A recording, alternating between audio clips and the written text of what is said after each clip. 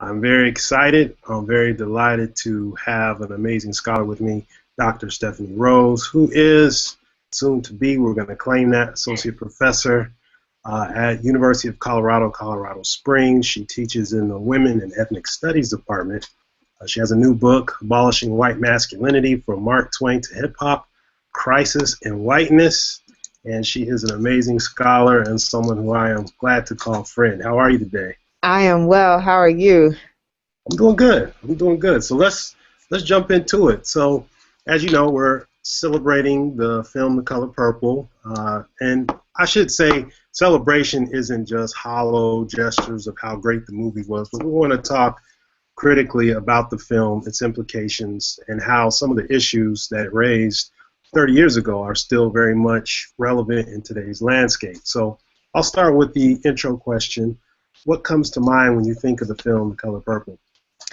Well, I guess for me, it's just the way in which it has moved from a space of tremendous controversy and backlash, particularly in African American communities, to almost this classic iconic space, right? When we think about Black film and representation on screen and things of that nature. Not to say that controversy died with it over the last 30 years, but the fact that it's just one of those films that you know you will have your children watch and their children's children will watch. It's just one of those films.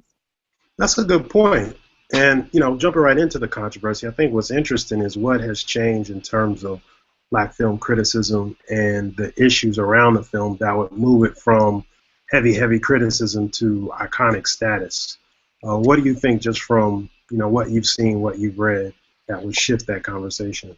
Well, I think part of it is when the film came out 30 years ago, there was still very much tension around the lack of representation of Black bodies in cinema. And at this point, not to say that we still aren't having or trying to make those conversations come to life and dealing with representation, but I think that we've had a body of filmmakers and films to fill in some of those gaps, right? So it's not a space in which these are extremely limited voices that we get to see on screen, but the scope has been broadened, so to speak. And so now that people have a lot more contenders and different perspectives to deal with, they can appreciate the kinds of nuances and the strides that were being made at this moment with the book and the film itself, right? Because a number of these conversations were not taking place. And now we have different representation on smaller screen as well as larger screens of Black bodies in Hollywood, even though we still have a long way to go for African American communities to really be satisfied with how we see ourselves in this country. Yeah, that's a really good point, nuanced perspective. And one of the things that I'm thinking about is the criticism of the film. I'm thinking chiefly of Ed Guerrero, film scholar, who talked about, and I'm going to quote here, read off my screen here on the right, the film privileges sexism over racism, scapegoats Black men, and unconsciously or not fragments the Afro-American impulse for political, economic, and human rights. This is not to say that folks don't have many good reasons for liking the novel or that African Americans don't have any gender problems. But one must ask the time-honored rhetorical question posed by Black film critics: why is it that the only big-budget studio production of the year that mediates a Black theme and foregrounds Black women contains so many crude distortions and reifications of Afro-American culture and devalues Black men? End of the citation. And that's Ed Guerrero writing The Color Purple, Brother from Another Planet, the slavery motif in recent popular cinema, and that was published in 1988.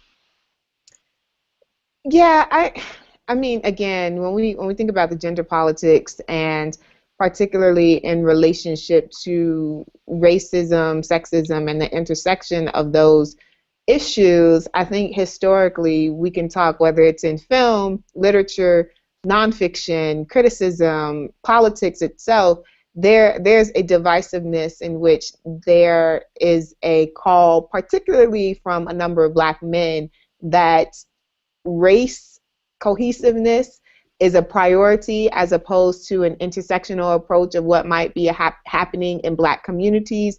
And so when we take those intersectional approaches and deal with Black women's lives, it becomes problematic for a number of people, especially in leadership spaces and who are male, who don't want to, who would prefer to see race as a cohesive and very masculine thing, where Black women's voices and experiences are often extricated from those conversations and not wanting an intersectional approach. I think he is dead on in asking the question in the 80s about major budgeted films and who's getting green lighted, who's not getting green lighted, and what those representations look like in that moment. But to articulate that this film should not have been made simply because other films are not being made, I hold as very problematic. Okay. Okay. And it seems to me that the question is an either or, zero sum kind of game, when there shouldn't necessarily be that dichotomy when we're talking about sexism or racism. It's not as if Black women have this out-of-body experience and only experience one part of their identity. So it's really interesting sort of reflecting back on that moment, which kind of leads me to a larger question. And I know that one of the things that you do, you teach literature, and you're in ethnic studies and women's studies. So I imagine doing some work with literature and novels is common ground.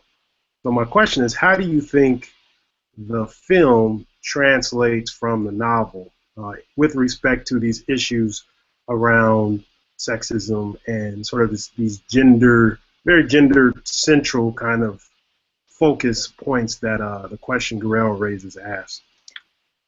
I think beyond Guerrero's question, the translation from the actual novel to the film, there's much that's really lost or subdued in the conversation, especially around the sexual politics of Black women, right?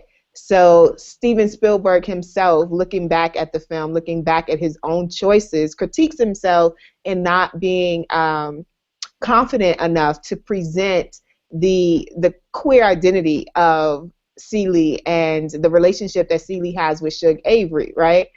And being very tame in the presentation of homosexual practice or acts and things of that nature on film. So you have a very subdued translation of what Walker actually presents in the novel that comes across in the film. And then ironically, in regard to Black patriarchal or family constructions and things of that nature, he also, as Carol Doyle points out some years later at the 15th year mark of the film, that he infuses the screenwriter infuses this narrative about Shug's reconciliation with her father and the church that is not present in Walker's text. And knowing that the text itself is already so rich in material, you have the conversation that's really limited about what's happening in regard to colonialism and imperialism in Africa, the relationship, the dynamics of Black Americans and the indigenous African people in that space, as well as this liberating sexuality that Celie comes into for herself, as well as Shug, that gets downplayed, but then you create another space, an alternative subplot that isn't even present because of what might come across for audiences as more comfortable. That's pretty profound, and particularly when you think about the backdrop of the anti-apartheid movement that was taking place, and there's this heightened awareness of Black consciousness to some degree in the space that the film comes out. So one kind of questions whether or not these are the typical constraints of Hollywood big budget productions, or are these ways to sort of circumscribe the space of a really complex set of ideas that the film is attempting to grapple with. Because you do have a sense of, this Pan-African consciousness that Celie's sister experiences in her travels. And whether or not it's intentional, there is this dynamic in terms of what's considered quote unquote classically beautiful, to play with that phrase, Right. because the characters, they're rich hues in terms of representation in the film, and the characters don't follow that typical European idealized standard of beauty. So there are all these conversations which to certain sensibilities are important in film, but in some ways this framing of Shug Avery going back to the church, aka institutionalized patriarchy in the context of the film, sort of takes the, maybe not all, but some of the possible political punch that these ideas the film expresses, for audiences. Absolutely. And to think about that moment in the mid 80s where you have this relationship, this domestic and international relationship between apartheid and connections to slavery and things of that nature, and then what is presented in Walker's novel, one could ask, is there a limitation from Spielberg's white masculinity that disallows him to even know how to process that? Because yes, in one sense, you have this celebratory Pan-Africanism from Nettie, right? Mm-hmm. But Walker also presents an alternative of the indigenous populations there criticizing their presence in their communal space as missionaries, knowing that as they are going through the process of imperialism and globalization, that at any given point as missionaries, these Black people could go back to wherever they're from and critiquing their relationship or even being in that space when they know that this is a fight, this is a struggle that they have no escape from, right? Mm-hmm. And even going back to the issues of representation and beauty and knowing that casting is always in some ways a difficulty when it comes to creating and directing films and stuff, but there's in my rereading, because of course I had to be a good scholar and prepare myself for this, I had to go back and reread the novel just to make sure, that my mind was fresh. But there are strong moments in Walker's presentation where she talks about like the Blackness of people, right? Or the smallness of a Mr., right? You don't get that from a Danny Glover.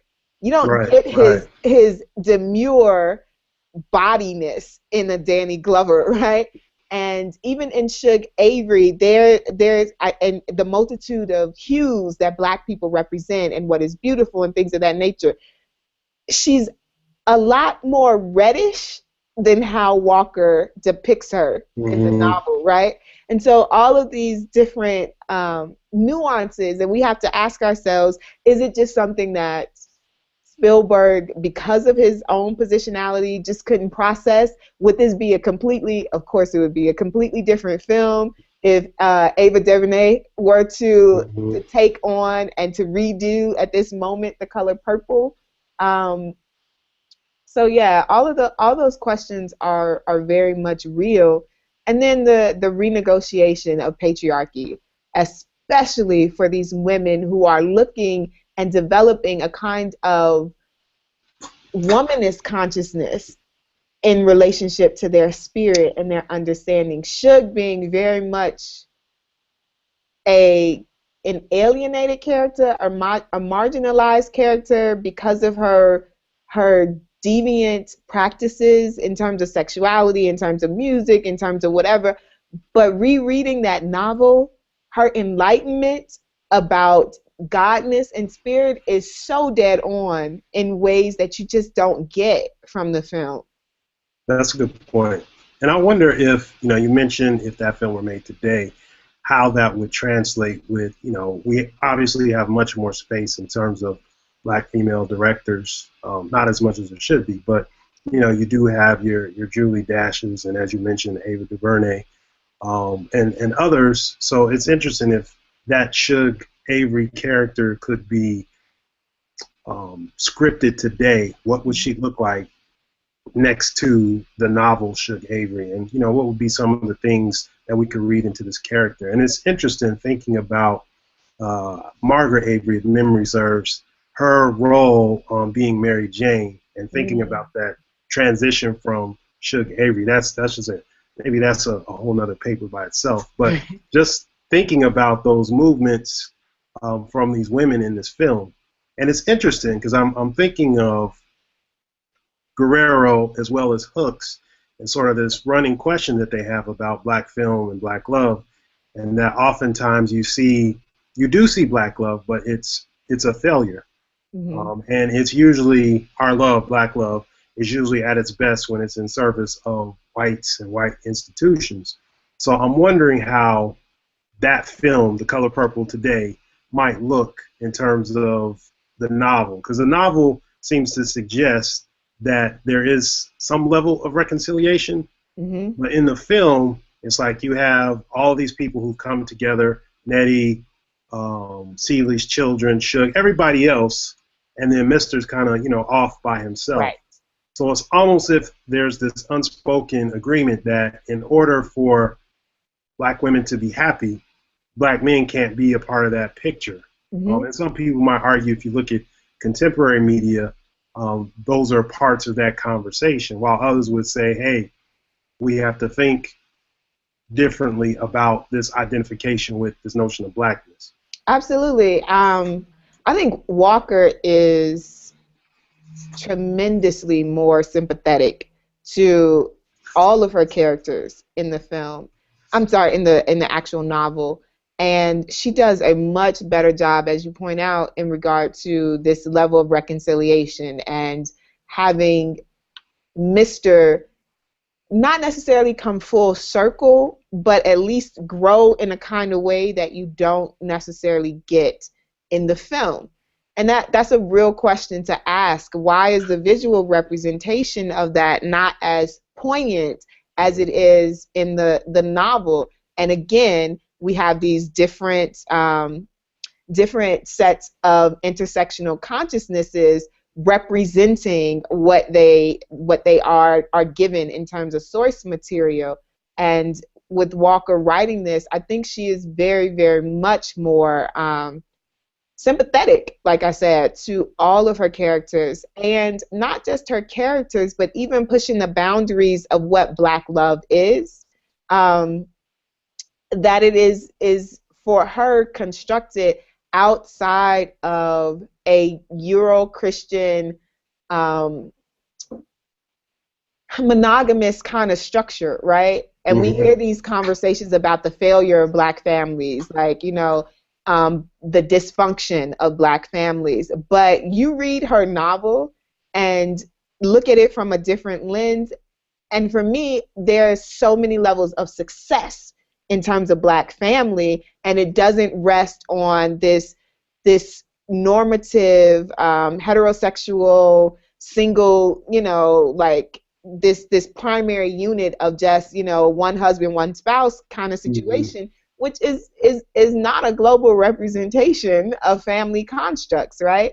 Anytime, and I'm laughing because, again, just rereading the novel, anytime you can get the mistress to raise the children of the wife, and the wife to come back and raise the mistress' children, something different is happening in regard to Black love and for generations, right? And what that might mean, and even the relationship between Nettie and the adopted father of Ceely's children, and how those dynamics work, and in his consciousness being willing to take her in, believing that she was actually the mother of the children that they were raising. So I think that Walker is doing something much more phenomenal than we actually get a lot of times in film representation in the United States, because we have such a hegemonic understanding of what family looks like. And I have to ask, particularly for African Americanists and African American scholars of family and things of that nature, at what point were Black families ever constructed in this dominant narrative in the United States? That's a valid question. I mean, this idea of fictive kin As far as I know, that's something that has been consistent.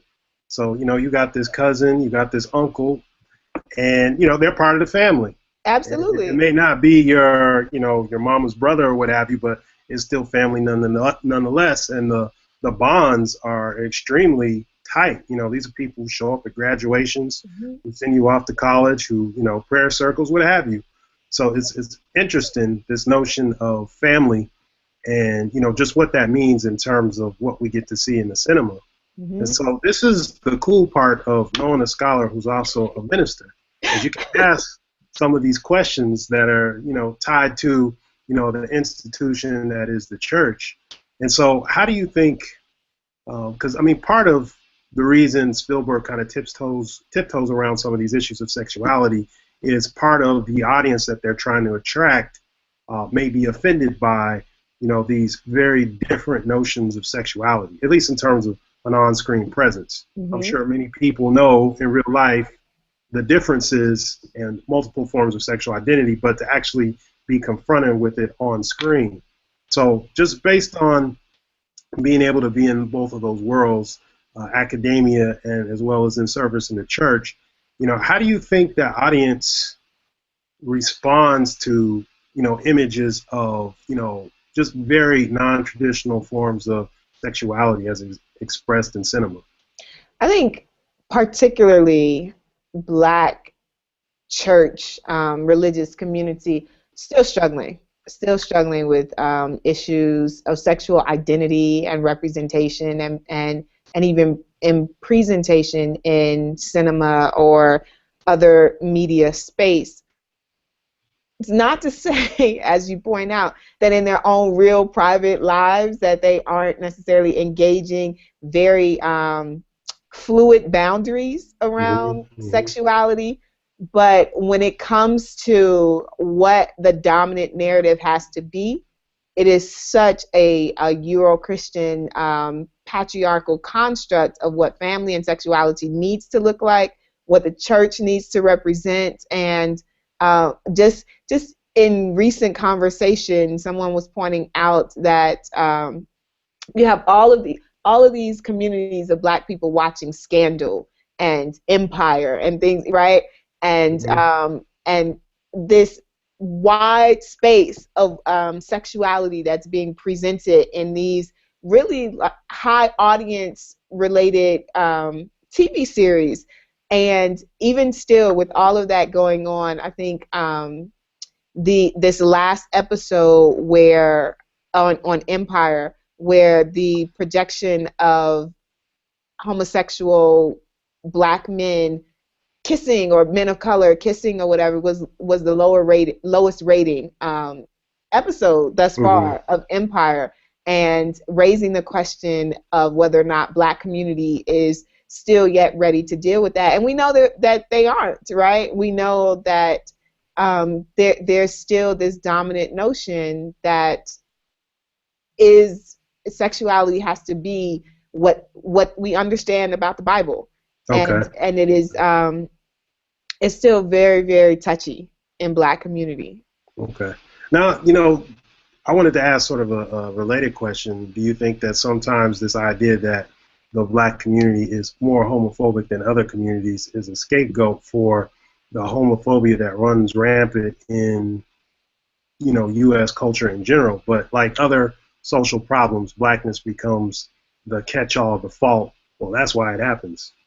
Absolutely. I don't think that Black people are more homophobic than any other community in the United States. United States, U.S. culture, U.S. society is a homophobic society, and it just becomes easier to not deal with it when we take that hierarchical approach of what's happening in communities, and why progress, or at least compassion, is not being feted out or what have you.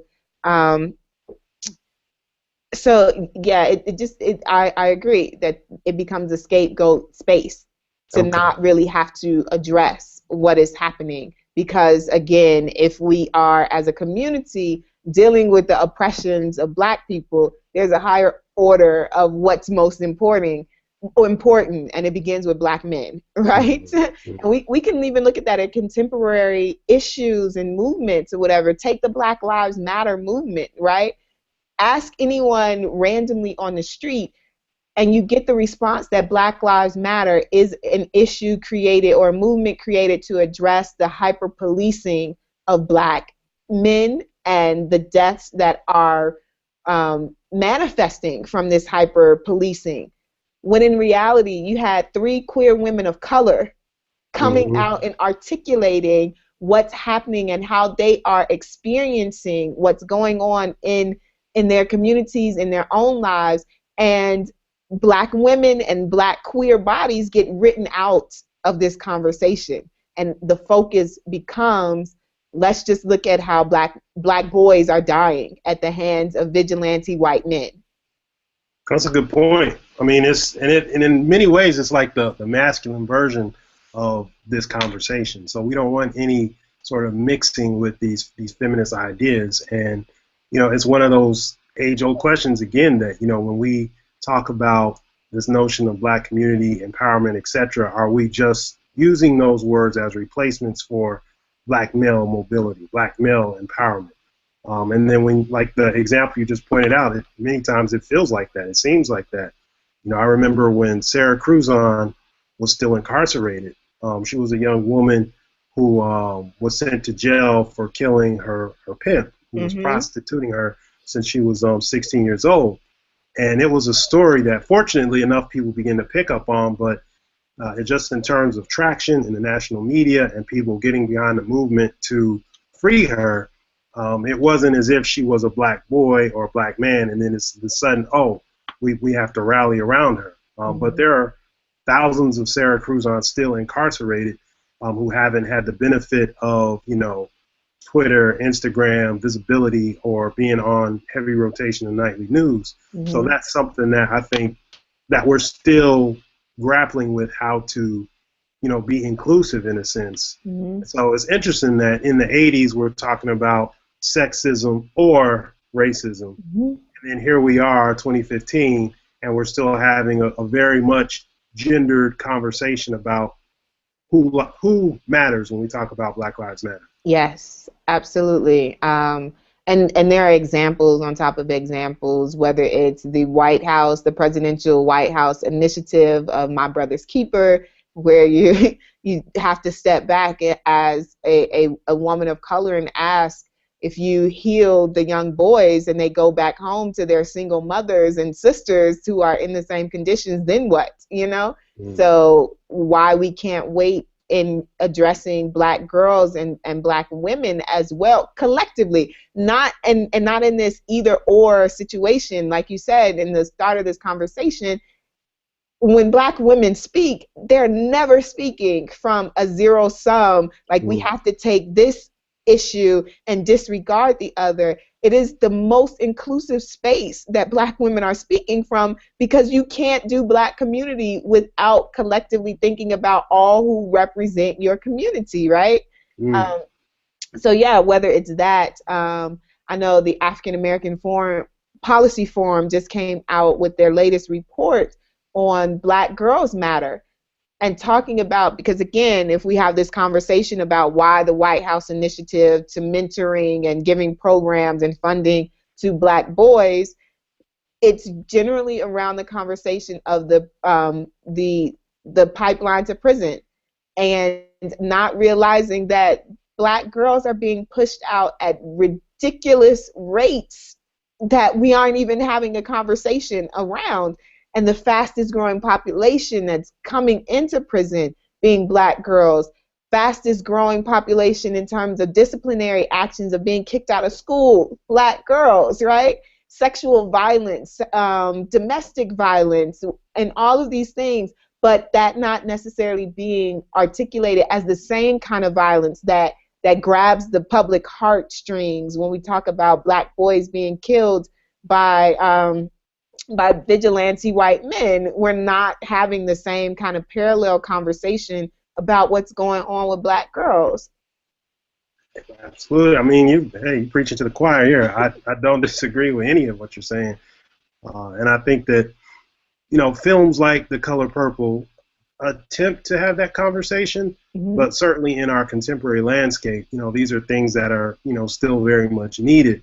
So going back to, the film a little bit, it's interesting to think about it as a conversation starter. But I think in some ways, as limiting as maybe Spielberg's vision was in terms of being true to the novel, there are some spaces where we can see, at least a level of subjectivity and agency with some of the black women in the film.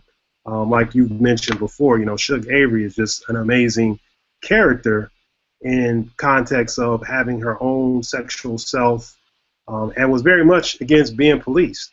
So Yes. if you look at her on the film's terms, here is a woman who is in a relationship with a married man who marries somebody else while they kind of have this love affair over the years. And then she's also in a relationship with that man's wife, Mm-hmm. who he doesn't really love. So she's just kind of free spirited and has this, freedom that really isn't given space in terms of film. And then when we think about even to today, you have a character on Scandal or Being Mary Jane who Mm-hmm. to some level represent a certain sexual freedom, subjectivity, and they own it. But even in that light, there's still conversations around she's loose, she's a home wrecker, she's this, Mm-hmm. she's that. So it brings up some real interesting dynamics when you look at a film that was made 30 years ago and the criticisms of it. And then here we are, 2015, and we're seeing some very similar conversations. So Absolutely. it's interesting. It is, and for me, it comes down to just like equity, right? So on one hand, and I know I'm being facetious when I say that, I could get on the bandwagon of policing people's sexuality because of your spiritual space. If that's what your spiritual space requires, I can deal with that as long as it's equitable. Okay. Don't don't create the space in which men are able to be out here fluidly engaged in whatever they can do and however they want to represent their sexuality, from the Eddie Longs to the preachers of LA or whatever. Uh-oh. Like don't be like so embracing of black male sexuality and just, oh, that's a representation of masculinity and that's expected, because I Right. always have to, who are they sleeping with, like if they're not all sleeping with each other. And so to create this alternative dynamic that polices women's bodies in a different kind of way is problematic for me. If we're going to be consistent, then that's what you need for your spiritual relationship with the divine. Go for it, but be Okay. consistent. You know. I feel you. I feel you. So some balance there. So, speaking on that level, how do you read Celie as a transformative symbol in the film? I'm thinking when you were talking about spirituality and fluidness, I was thinking about her sort of character arc from the very beginning to the end of the film. How do you read that? Whether just, on film terms, or even if you took it to the level of, reading that through some type of biblical transformative art.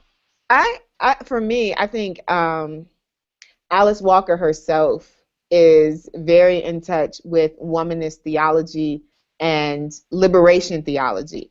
And so we get to see how, as Celie comes into herself, she comes into an understanding of God and godness that is beyond religion, right?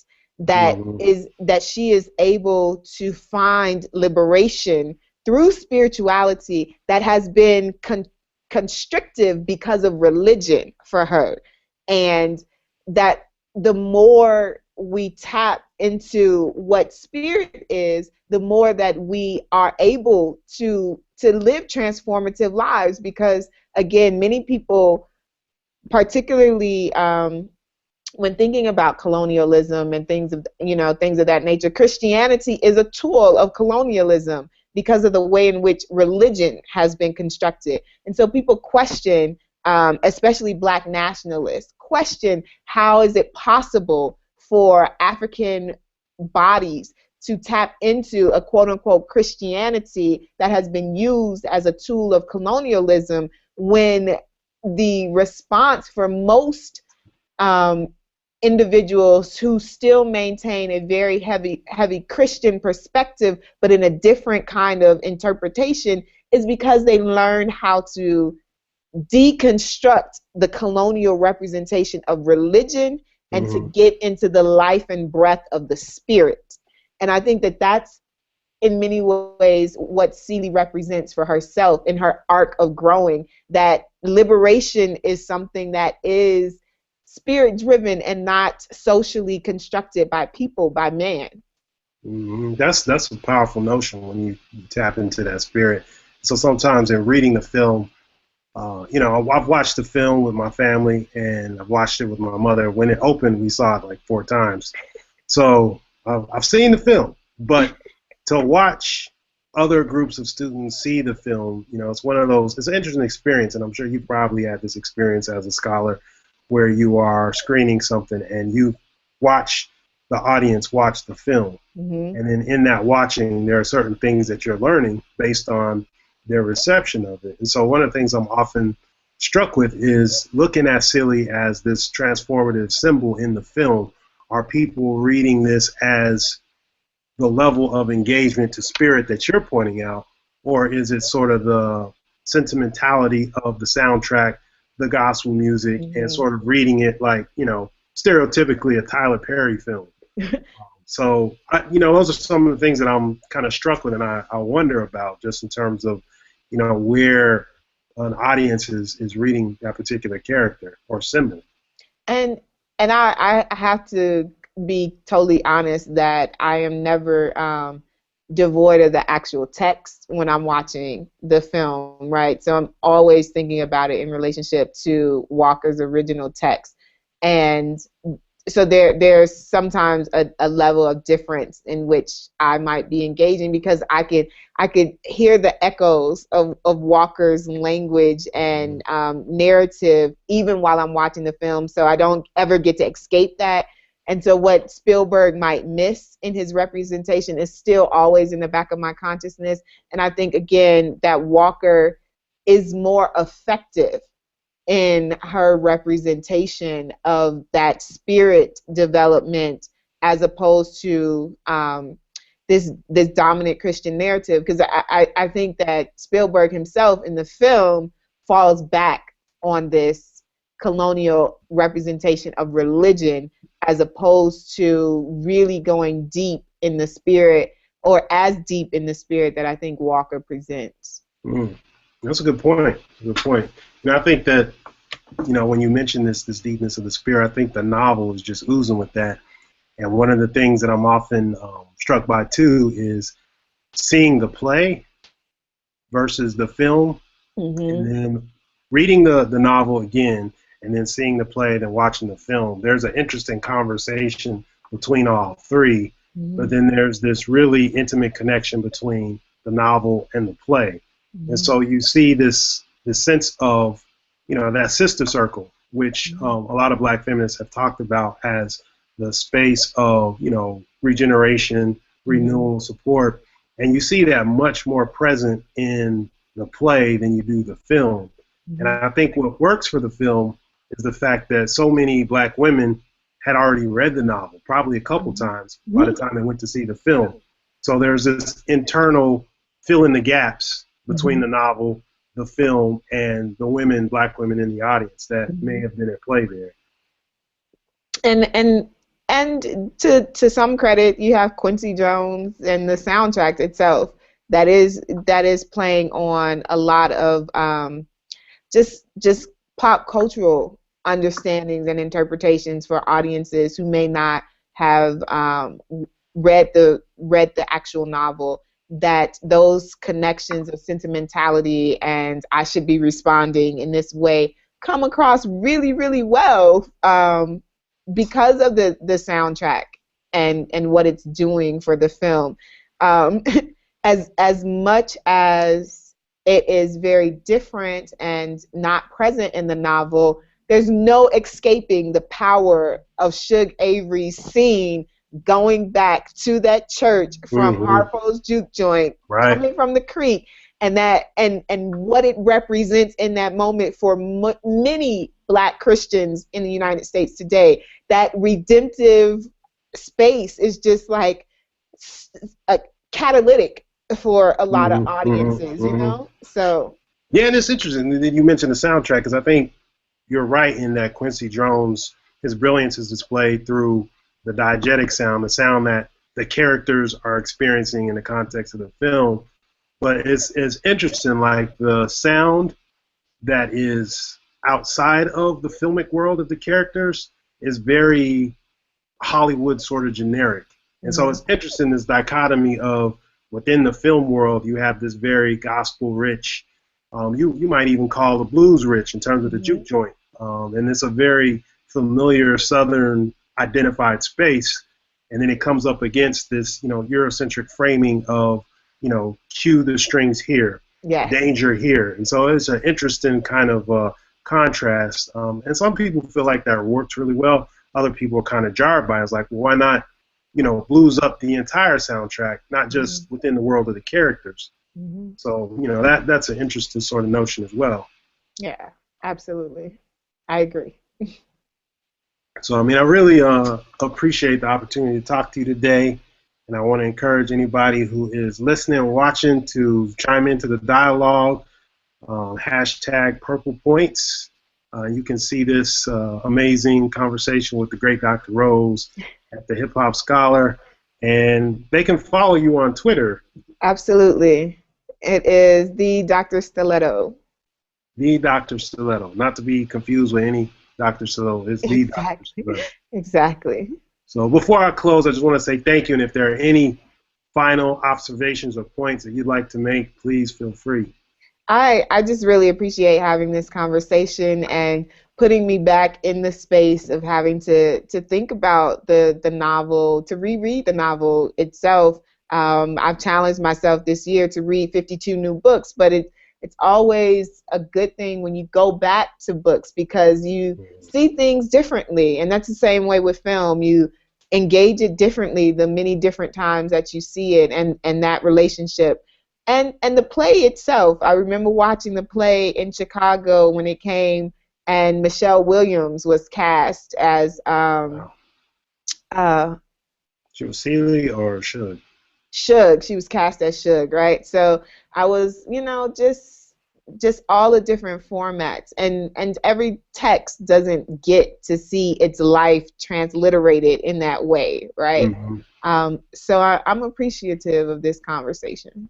Me too. Thank you so much, and be sure to join us again for the next installment of Purple Points. I am truly indebted to Dr. Rose. I just want to thank you and wish you the best in all your academic endeavors and otherwise. So thank you so much. Thank you.